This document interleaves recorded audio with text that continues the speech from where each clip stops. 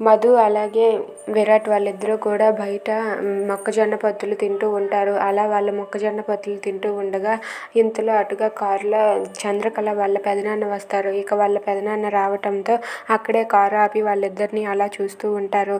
ఇక అక్కడ ఉన్న చంద్రకళ అలాగే విరాట్ వాళ్ళిద్దరూ కూడా మొక్కజొన్న పొత్తులు తింటూ ఉంటారు. ఇక అలా మొక్కజొన్న పొత్తులు తింటూ ఉండగా విరాట్కి అయితే తినటం రాక తన గడ్డంకైతే మొక్కజొన్న పొత్తులు చిన్నది అంటుకుంటుంది. అది చూసి మధు అయితే ఏమండి అంటుకుందండి అని చెప్పి అంటుంది. ఏమైంది మధు అంటే అక్కడ అంటుకుంది అని చెప్పి అంటుంది.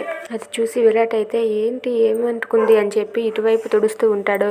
అటువైపు కాదు సార్ ఇటువైపు ఉండండి నేను తుడుస్తాను అని చెప్పి మధు అయితే తన చున్నీ తీసుకొని విరాట్ మొగం మీద ఉన్న మొక్కజొన్న పొత్తునైతే తుడుస్తూ ఉంటుంది. ఇదంతా చూసి అక్కడ ఉన్న వాళ్ళ పెదనాన్న అయితే ఒక్కసారిగా షాక్ అయిపోతాడు.